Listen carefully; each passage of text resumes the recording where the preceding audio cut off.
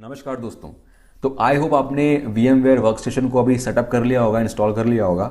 मेरे पास यहाँ पर 14 वाला वर्जन है, तो 14 और 15 में ज़्यादा डिफरेंस नहीं है। आप जब इंस्टॉल करोगे, पहली बार उसको जब ओपन करोगे ना, तो आपको कुछ इस तरीके से स्क्रीन मिलेगी।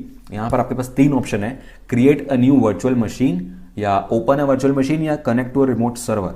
तो आप 3 तरीके से इंस्टॉल कर सकते हो। हमारा जो यहाँ पर मकसद है, पहले वाला ऑप्शन है create a new virtual machine. तो हमको वर्चुअल मशीन बनानी है, हमारी एक इन्वायरमेंट है हमारे पास लिनक्स का, जो काले लिनक्स हम लोग इंस्टॉल करने वाले हैं, वो ऐसी इसी ऑप्शन से करेंगे अपन। तो उसके लिए हमको एक चीज़ चाहिए, उसके लिए हमको OS चाहिए ISO फॉर्मेट में। तो हमको पहले डाउनलोड करना पड़ेगा काले लिनक्स। तो जो OS है आपको फ्री में मिल जाएगा। मैं यहाँ पर आपको गूगल में क्या सर्च करना है, kali.org वेबसाइट है।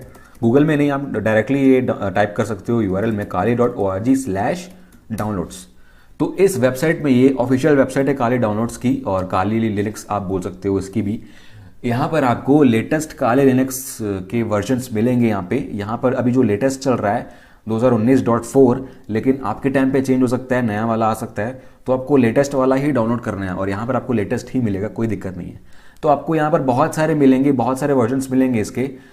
अब दिक्कत ये आती है कि आपको यहाँ पर कौन सा डाउनलोड करना है, और यहाँ पर जब आप देखोगे तो काफ़ी सारे हैं। सबसे पहला जो है काले लिनक्स 64 बिट, ये नॉर्मल है। अगर आप इसको डुअल बूट में यूज़ करते हो या VM में यूज़ करते हो तो कोई दिक्कत नहीं है, दोनों में ये सेम चलेगा, दोनों के लिए। लेकिन इसमें ना VMware के लिए अलग से भी आते हैं। अगर आप नीचे देख रहे हो काले लिनक्स 64 बिट VMware, ये आपको अलग से मिलते हैं। इसमें इंस्टॉल करने की ज़रूरत नहीं होती, आप डायरेक्टली इसको इंपोर्ट करके यूज़ कर सकते हो।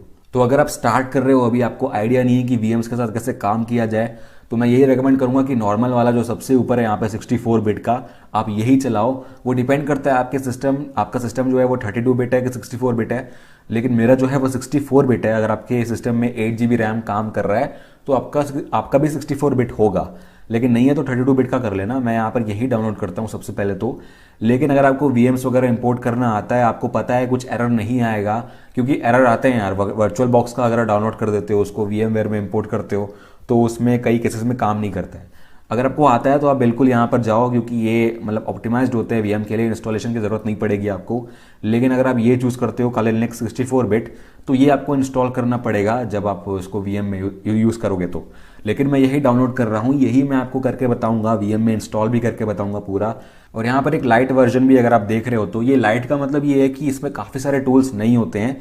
आपको मैनुअली इंस्टॉल करना पड़ेगा, इंपोर्ट करना पड़ेगा और डाउनलोड करना पड़ेगा। तो अगर आपके पास रिसोर्सेज कम है, आपका जो बैंडविड्थ है, आपका जो इंटरनेट स्पीड है वो काफ़ी कम है, आपको कम इंटरनेट मिलता है, तो आप इसको डाउनलोड कर सकते हो। और बाद में आप आगे चल के इसमें टूल्स वगैरह अलग से आप डाल सकते हो। और यहाँ पर ये जो मेड दिया हुआ ना, मेड, जीनोम, KDE, ये सब डेस्कटॉप इन्वायरमेंट है। तो काले लिनक्स काम वैसे ही करेगा, लेकिन जो मतलब जो लुक एंड फील है, जो GUI है, वो अलग काम करेगा। थोड़ी बहुत स्पीड की भी चेंज होती है, लेकिन फिर भी जो भी आपका मन करे आप अपने हिसाब से यूज़ कर सकते हो। ये जो डेस्कटॉप इन्वायरमेंट्स है, इसके बारे में आपको पढ़ना पड़ेगा। अगर आप इमेजेस वगैरह सर्च करोगे तो आपको पता चल जाएगा, कोई दिक्कत नहीं है उसमें। और यहाँ पर वही है यार, LXD, ये भी एक डेस्कटॉप इन्वायरमेंट है, और ये है ARM के लिए। मतलब ये आपको ज़रूरत नहीं है। आप सबसे ऊपर वाला यहाँ पर काले लिनक्स 64 बिट, यही वाला आप डाउनलोड कर लो पहले तो। यहाँ पर आप क्लिक करोगे तो HTTP मिरर से डाउनलोड हो जाएगा, लेकिन आप टोरेंट चाहते हो तो टोरेंट से भी डाउनलोड कर सकते हैं। यहाँ पर आप ओके कर दो। ये 2.6 GB की फाइल है, मैंने पहले से डाउनलोड करके रखी है, तो मैं यहाँ पर नहीं करूँगा फिर से।